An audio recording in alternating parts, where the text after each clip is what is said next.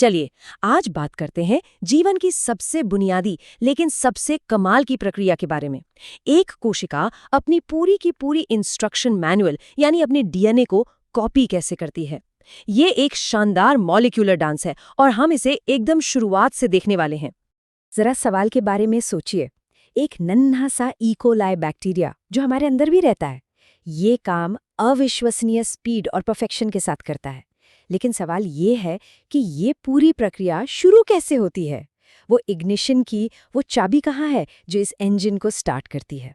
आज हम यही पता लगाने जा रहे हैं। तो ई कोलाई में डीएनए कॉपी करने का जो ये पूरा खेल है, जिसे हम रेप्लिकेशन कहते हैं, वो हमेशा एक ही स्टार्टिंग पॉइंट से शुरू होता है। ये एक बहुत ही स्मार्ट सिस्टम है क्योंकि इससे ये पक्का हो जाता है कि पूरा का पूरा जीनोम सिर्फ एक बार और बिल्कुल सही समय पर कॉपी हो।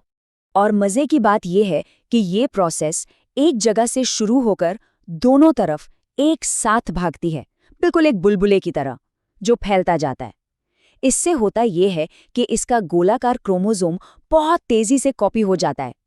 और क्योंकि ये देखने में ग्रीक अक्षर थीटा जैसा लगता है, साइंटिस्ट इसे थीटा रेप्लिकेशन कहते हैं। तो सवाल ये है कि डीएनए के इतने लंबे हाईवे पर वो खास स्टार्टिंग लाइन है कहाँ? इसका एक खास नाम है और यही पूरे ऑपरेशन का सेंटर पॉइंट है। और ये जगह है ओरी। इसको आप एक तरह का लॉन्च पैड समझ सकते हैं या एक गो सिग्नल। सोचिए, डीएनए में अरबों बेस पेयर हो सकते हैं, लेकिन रेप्लिकेशन हमेशा, जी हाँ, हमेशा इसी एक सटीक पॉइंट से शुरू होता है। ये एक इनक्रेडिबली कंट्रोल्ड प्रोसेस है।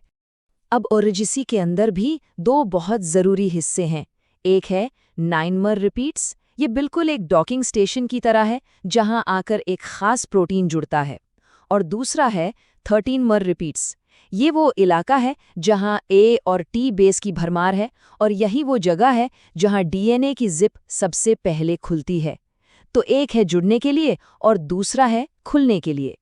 जाहिर है ये सब कुछ अपने आप तो होता नहीं। इसके लिए एक पूरी मॉलिक्यूलर टीम लगती है, प्रोटीन्स की एक खास टीम, जहां हर मेंबर का एक एकदम सटीक काम है। तो चलिए इस टीम से मिलते हैं। तो ये है हमारे मेन प्लेयर्स। सबसे पहले डीएनए। ये है इनिशिएटर जो समझ लीजिए पार्टी शुरू करता है। फिर आता है डीएनए हेलिकेज। इसका काम है डीएनए की जिप खोलना। डीएनएसी इसका हेल्पर है, एक लोडर जो हेलिकेज को डीएनए पर बिठाता है।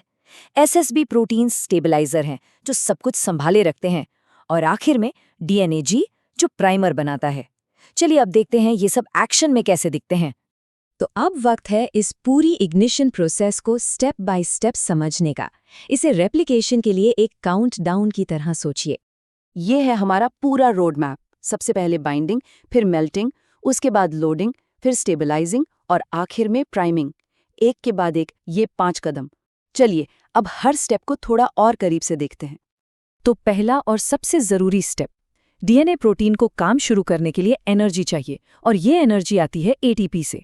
जब डीएनए के पास एटीपी होता है तो वो ऑन स्विच की तरह काम करता है, एक्टिवेट हो जाता है और ओरिसीज से जुड़ जाता है। बिना एटीपी के ये गाड़ी स्टार्ट ही नहीं होगी।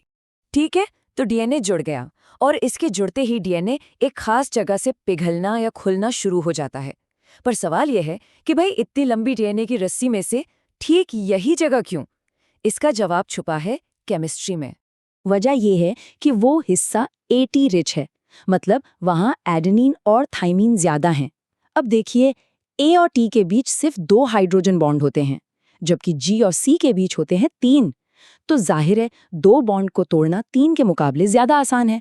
तो नेचर ने जानबूझकर इस जगह को थोड़ा कमजोर बनाया है, एक तरह का वीक स्पॉट, ताकि जिप यहीं से आसानी से खुल सके।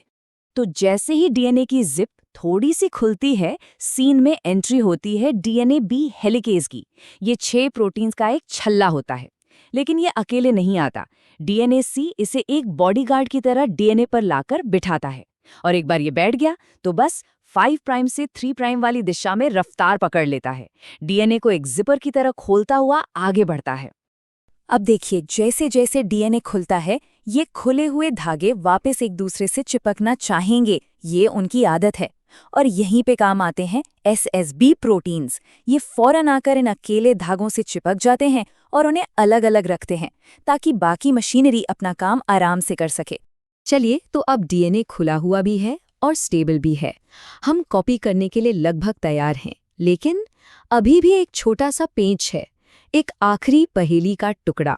और वो पेंच ये है, जो हमारा मेन हीरो है, डीएनए को कॉपी करने वाला एंजाइम डीएनए पॉलीमरेज, वो बहुत पावरफुल है, लेकिन उसकी एक शर्त है। वो एकदम खाली जगह से, स्क्रैच से काम शुरू नहीं कर सकता। उसे काम शुरू करने के लिए एक बना बनाया स्टार्टिंग पॉइंट चाहिए। और वो स्टार्टिंग पॉइंट है RNA प्राइमर।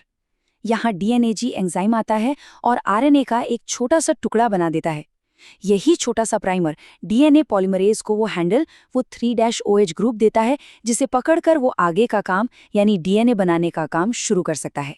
और जब DNA हेलिकेज और DNAG प्राइमेज ये दोनों एक साथ DNA पर काम कर रहे होते हैं, तो इस पूरी मशीन को एक खास नाम दिया गया है, प्राइमोसोम।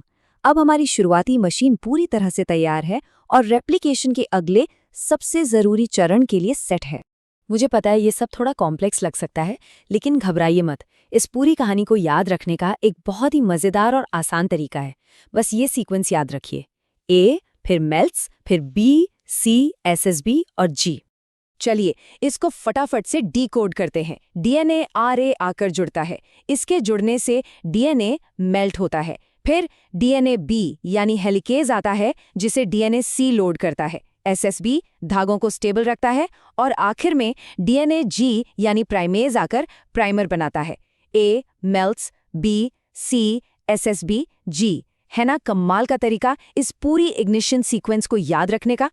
तो आखिर में ये सोचना कितना हैरत अंगेज है कि ये पूरी मॉलिक्यूलर मशीन मिनटों में खुद ब खुद जुड़ती है और एक्टिवेट हो जाती है। हमारे और इस दुनिया के हर जीव के अंदर अभी इसी वक्त ऐसी न जाने कितनी जटिल हाई स्पीड फैक्ट्रियां चल रही हैं जो जीवन को मुमकिन बना रही हैं।